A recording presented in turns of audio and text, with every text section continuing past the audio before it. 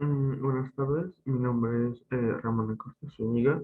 Soy estudiante de la carrera de médico cirujano del segundo año en la Facultad de Estudios Superiores de Zaragoza.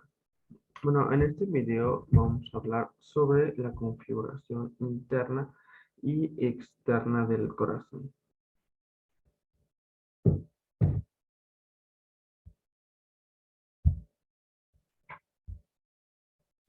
Muy bien, bueno, empezando con la configuración del corazón. Primeramente, el corazón es algo más grande que un puño cerrado. Es una bomba doble de presión y succión autoadaptable cuyas partes trabajan al unísono para impulsar la sangre a todo el organismo. Se sitúa en el tórax, detrás de la pared esternocondrocostal, en la parte inferior del mediastino. Está limitado anteriormente por la cara posterior del esternón, de los cartílagos costales y de los espacios intercostales. Posteriormente, por la cara anterior de la columna vertebral desde T1 hasta L1, lateralmente por las pleuras, porciones mediastínicas derecha e izquierda, inferiormente por la porción mediana del diafragma, superiormente por la abertura torácica superior, a través de las cuales se comunica con los diferentes planos del cuello. Bien, el corazón se encuentra entre ambos pulmones, rodeados por sus pleuras por encima del diafragma, delante de la columna vertebral. Se proyecta en el segmento comprendido entre el cuarto y el octavo proceso espinoso de las vértebras torácicas. Situado en una línea mediana, se desarrolla sobre todo a la izquierda de esta línea y ligeramente hacia la derecha. El lado derecho del corazón, que sería el corazón derecho, recibe sangre poco oxigenada, es decir, a través de las venas procedentes del cuerpo a través de la vena cava superior y de la vena cava inferior. Y la bombea a través del tronco y las arterias pulmonares hacia los pulmones para su oxigenación. El lado izquierdo del pulmón, corazón izquierdo, recibe esa sangre oxigenada a través de las arterias, procedente de los pulmones a través de las venas pulmonares y la bombea hacia la aorta para su distribución por el organismo. El corazón tiene cuatro cavidades: atrios, auriculares, derecho-izquierdo y ventriculares, de igual forma derecho-izquierdo. Los atrios son las cavidades receptoras que bombean sangre hacia los ventrículos. Son las cavidades de eyección. Las, las acciones sincrónicas de las bombas de las dos bombas atrioventriculares constituyen el ciclo cardíaco. Bueno, este ciclo cardíaco empieza en un periodo de elongación y llenado ventricular, que sería la diástole, y finaliza con un periodo de acortamiento y vaciado ventricular, que sería la sístole. Ahora, vamos a hablar del vértice del corazón, que en la imagen se ve en la parte de abajo. Este vértice del corazón está formado por la porción inferolateral del ventrículo izquierdo. Se sitúa posterior al quinto espacio intercostal izquierdo en los adultos, generalmente a 9 centímetros del plano medio, que sería a la anchura de la mano. Permanece inmóvil a lo largo de todo el ciclo cardíaco. Es el punto donde los ruidos de cierre de la válvula mitral son máximos. El vértice está debajo del lugar donde el latido puede auscultarse en la pared torácica. Ahora, la base del corazón, que constituye la cara posterior del corazón, que sería opuesta al vértice del que acabamos de hablar anteriormente. Está formado principalmente por el atrio izquierdo, con una contribución menor del derecho. Se orienta posteriormente hacia los cuerpos de las vértebras T6 a T9 y está separada de ellos por el pericardio, el seno oblicuo del pericardio, el esófago y la aorta. Se extiende superiormente hasta la bifurcación del tronco pulmonar e inferiormente hasta el surco coronario. Recibe las venas pulmonares en los lados izquierdo y derecho de su porción arterial izquierda y las venas cava superior e inferior al nivel de los extremos superior e inferior de su porción arterial derecha.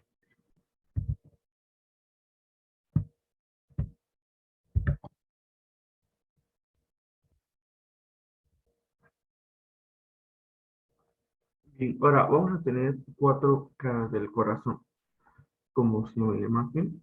Primeramente está la cara anterior o esternocostal, formada principalmente por el ventrículo derecho. La cara diafragmática, que es la cara inferior, constituida principalmente por el ventrículo izquierdo y en parte por el ventrículo derecho. Están relacionadas sobre todo con el centro tendinoso del diafragma. Después está la cara pulmonar derecha, constituida principalmente por el atrio derecho.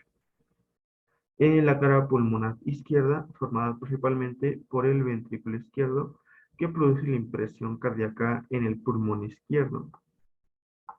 El pulmón, perdón, el corazón tiene un aspecto trapezoide.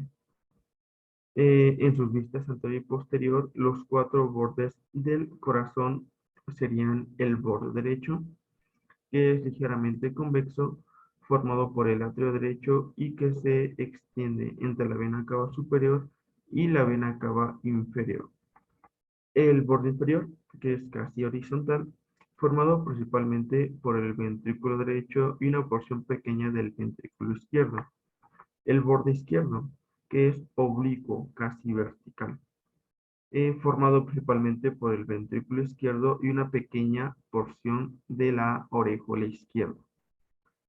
Y por último, el borde superior, formado en una vista anterior por los atrios y orejolas derechos e izquierdos.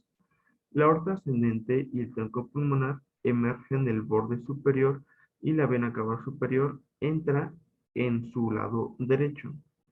Posterior a la aorta y el tronco pulmonar y anterior a la vena cava superior, el borde superior forma parte del límite inferior del seno transverso del pericardio.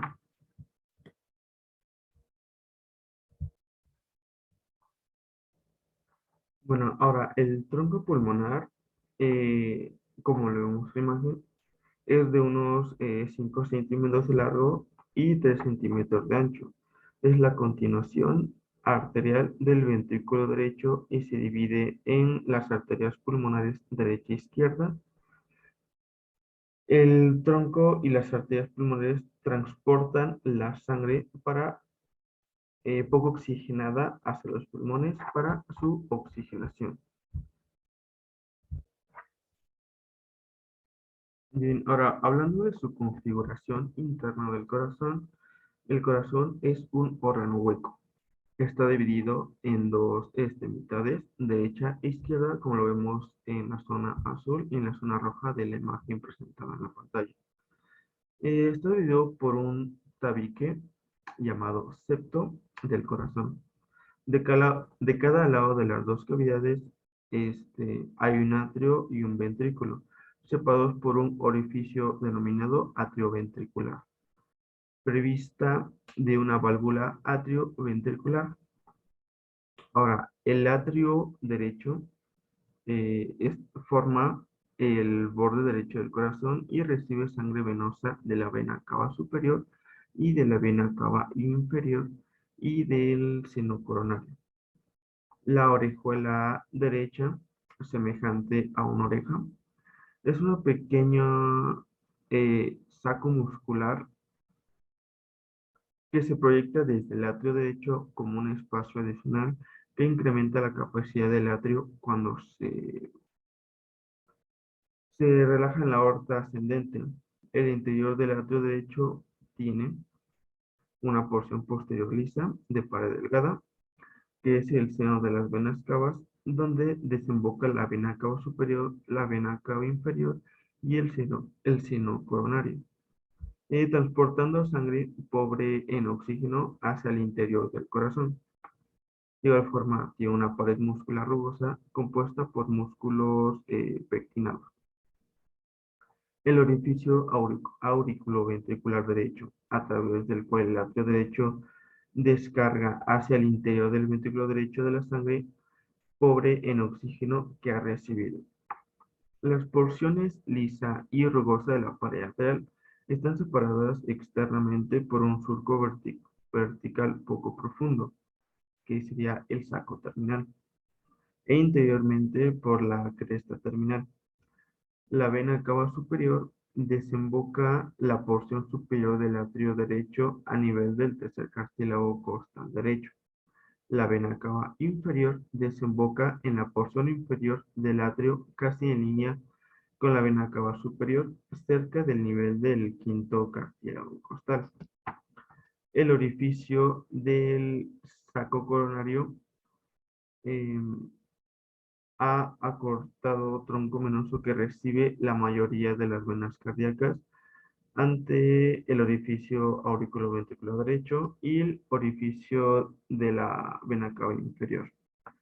Un tabique interatrial que separa los atrios tiene una depresión oval del tamaño de la huella del pulgar. La fosa oval, que es un vestigio del foramen oval, y se valvula en el pecho. Ahora, hablando del ventrículo derecho del corazón, como lo vemos en la imagen en la zona, en lo que se ve azul, este ventrículo forma la mayor porción de la cara anterior del corazón, una pequeña parte de la cara diafragmática y casi la totalidad del borde inferior del corazón. Una pequeña parte de la cara diafragmática superior se estrecha en un cono arterial. Este cono arterioso que conduce el tronco pulmonar.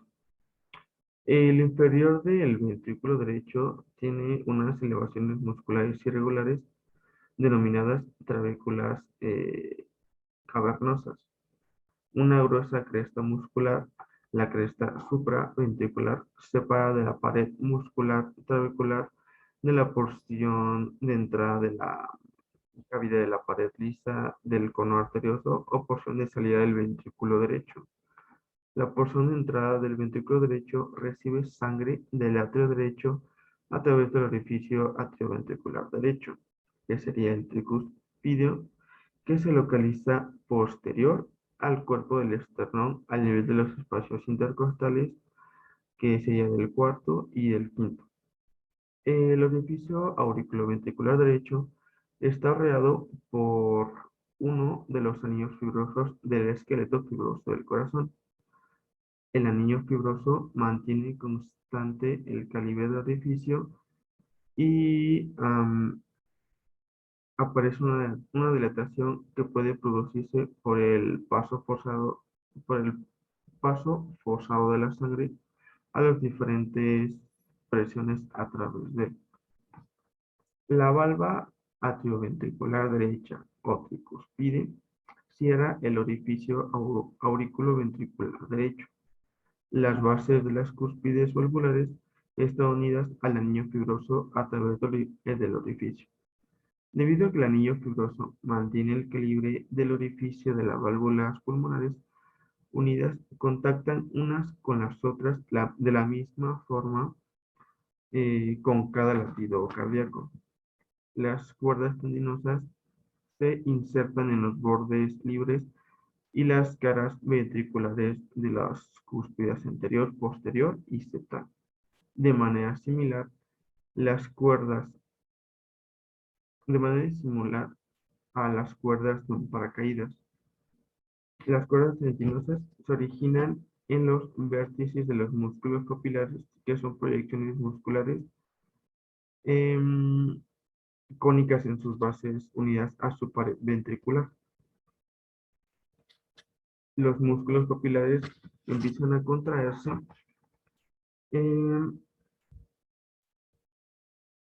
en este ventrículo derecho, de modo que las cuerdas tendinosas se mantienen unidas a las cúspides. Debido a que las cuerdas están unidas a los lados adyacentes de de las cúspides, impiden la separación de estas y su inversión cuando se aplica tensión en las cuerdas durante la contracción ventricular, que sería la sístole. Es decir, impiden que las cúspides de las válvulas tricúspide sufra un prolapso, se dirijan hacia el interior del atrio derecho cuando aumenta la presión ventricular. Así, mediante las cúspides de la válvula, el reflujo de la sangre, que sería el reflujo de la sangre retrógrado, desde el ventrículo derecho hacia el atrio derecho durante la sístole ventricular. Ahora, este ventrículo derecho tiene tres cuerdas papilares que se corresponden en las cúspides de la válvula tricúspide. Bueno, tenemos primeramente al músculo papilar anterior, que es el más grande y prominente de los tres. Se origina en la pared anterior del ventrículo derecho. Sus cuerdas tendinosas se unen a la cúspide anterior y posterior de la válvula tricúspide. Después tenemos al músculo papilar posterior, que es más pequeño que el músculo anterior. Puede constar de varias porciones. Se origina en la pared inferior del ventrículo derecho y sus cuerdas tendinosas se unen a las cúspides posterior y septal de la válvula tricúspide. Y por último tenemos al músculo papilar septal, que se origina en el tabique interventricular y sus cuerdas tendinosas se unen a las cúspides anterior y septal de la válvula tricúspide.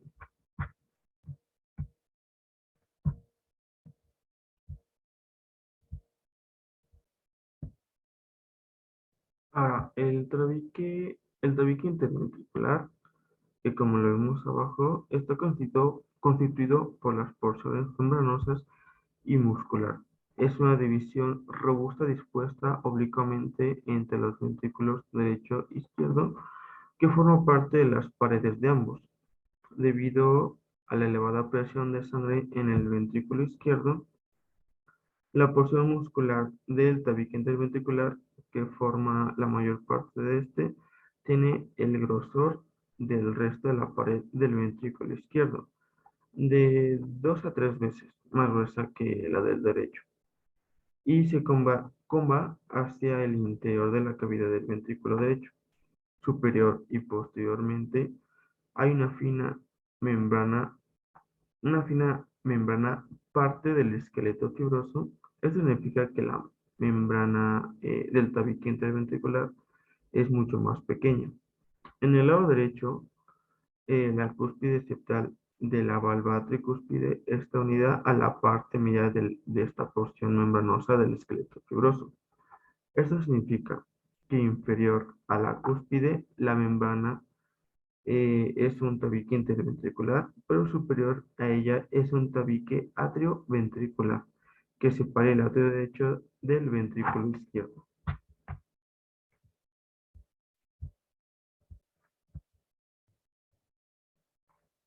Muy bien, ahora hablando del atrio izquierdo, eh, forma la mayor parte de la base del corazón. En este eh, atrio de paredes lisas eh, entran las paredes de las venas pulmonares derecha e izquierda, carentes de la válvula, de las válvulas.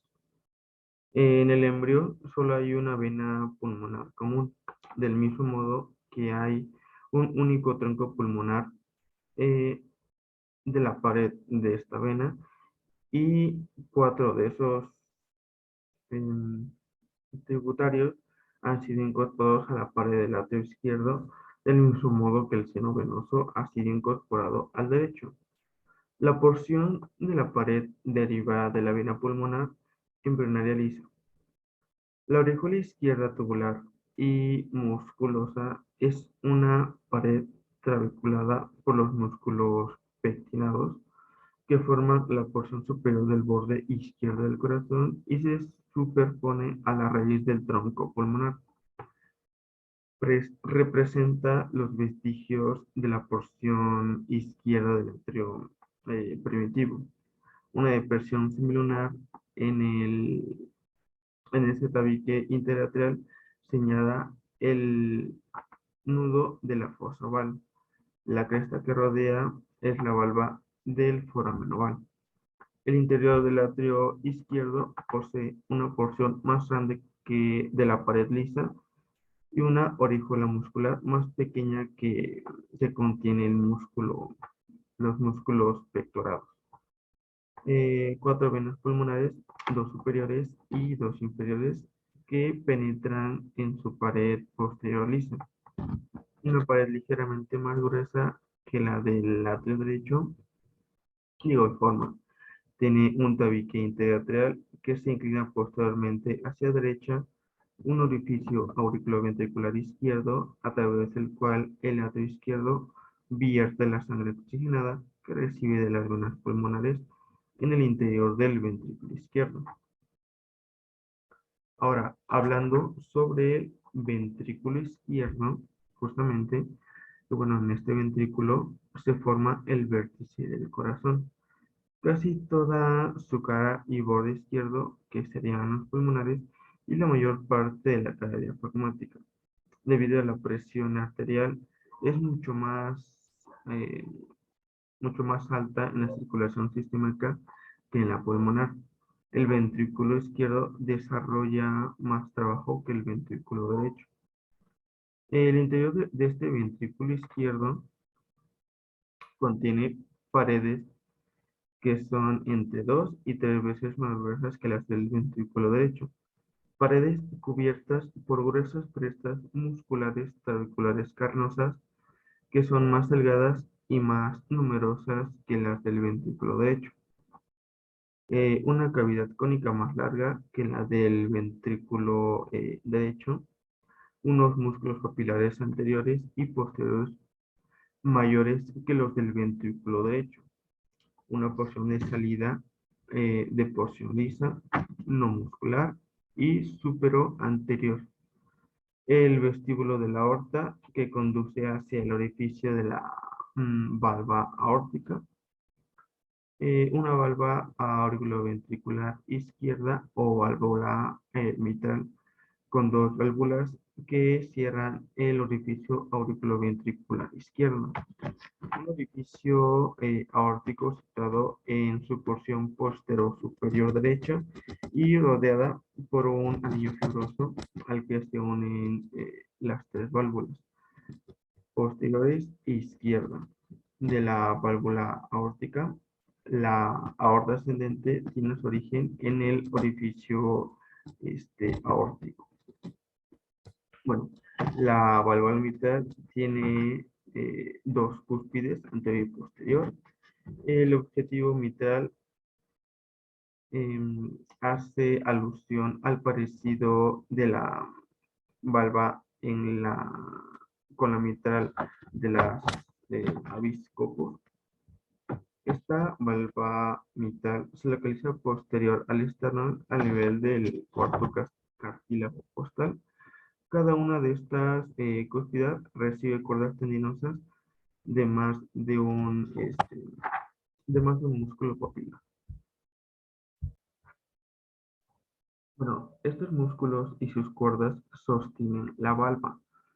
Em, Partiendo de las cúspides, resisten la presión desarrollada durante esta, impidiendo que las cúspides sean empujadas hacia el interior del atrio izquierdo a medida que atraviesan el ventrículo izquierdo al torrente sanguíneo, experimentando dos giros en ángulo recto, cuyo resultado conjunto es un cambio de dirección de 180 grados.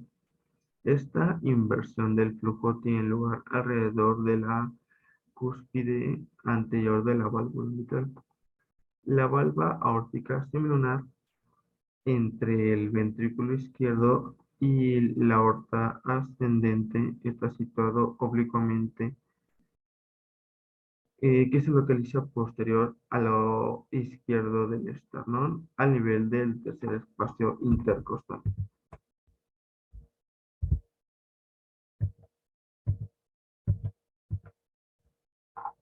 Bien, las válvulas semilunares, cada una de las tres válvulas semilunares de la válvula pulmonar anterior, derecha e izquierda, al igual que las válvulas semilunares de las válvulas aórticas posterior, de la forma derecha e izquierda, es cóncava cuando se ve superiormente. Las válvulas semilunares no tienen cuerdas tendinosas que las sostengan.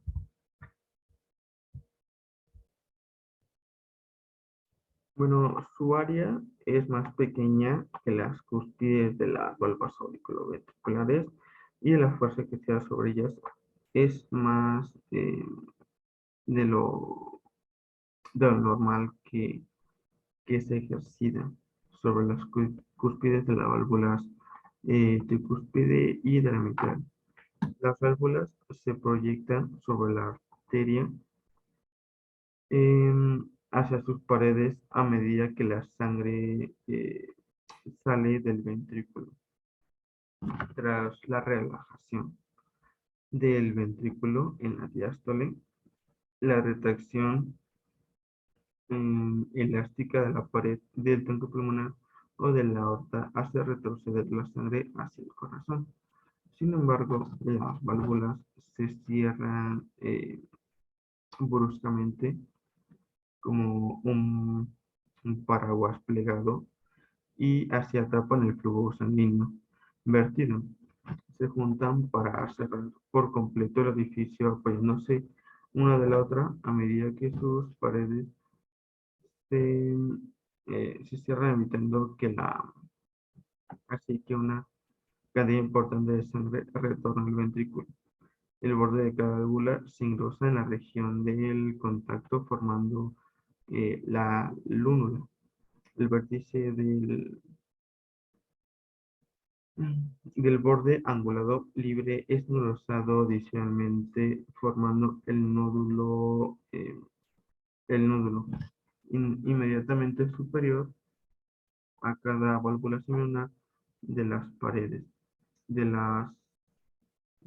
de los orígenes del tronco pulmonar y de la aorta están ligeramente dilatados formando un seno.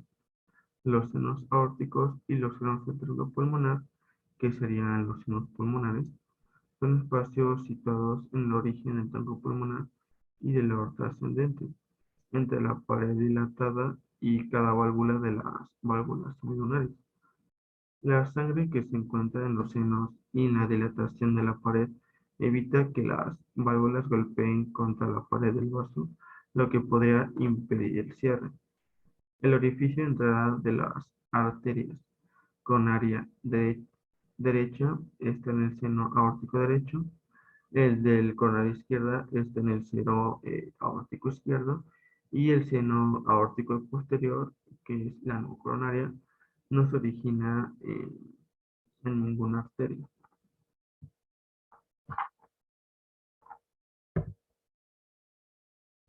Bueno, y por último, el esqueleto fibroso del corazón, que son las fibras musculares que se fijan en el esqueleto fibroso del corazón, como su nombre lo dice.